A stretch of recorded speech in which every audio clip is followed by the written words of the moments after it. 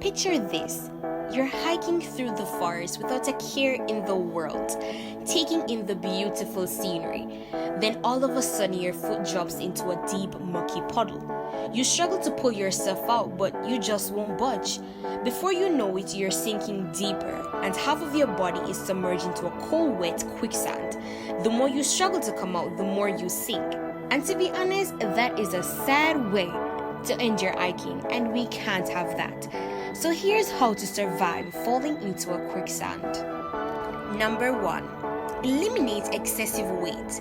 Throw your backpack to the side or anything else you might think might be weighing you down. The lighter you can make your body, the easier it will be to extract yourself. Number 2. Backpedal. Before you sink too deep, take a few quick steps backward to where the ground was solid. Avoid large lugging steps because a strangling position will make it harder to maneuver if one leg gets stuck. Number 3. Head above the water.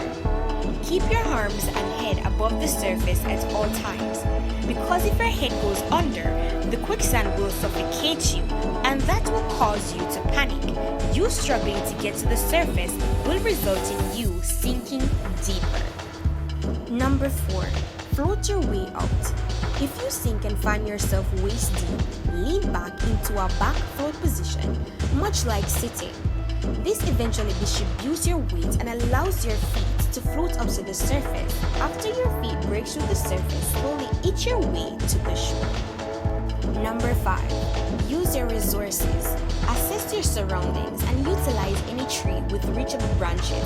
Only grab them after you have achieved a safe position. Back float or seat with your legs above the surface. Number 6. Free your legs. Inch by inch, move your legs one at a time upwards towards the surface of the quicksand. With every inch you move a leg up, allow a moment for the quicksand to fill the space it once occupied. Depending on how deep you have sunk, the process could take hours. Patience will prevail, while big movements will further liquefy the quicksand and reverse your progress. Number 7. Grab onto something. Try to reach for a nearby tree branch or a friend. That's if you have somebody around with you. Put as much weight as you can on the object you're holding onto. This will slow down the sinking process and help you stay afloat. Number 8. Breathe deeply. This will promote both buoyancy and calmness. Try to meditate and focus on your breathing. If you're lucky, someone will come to the rescue, but they'll need to be extra careful about pulling you out. They could actually rip you in half if they pull too hard. With quicksand being 2 times denser than a human, its suction is incredibly strong. Dying from a quicksand isn't an everyday thing, but it still can happen. Next time you're traveling and going on a hike, educate yourself ahead of time about the dangers and risks in the surrounding areas.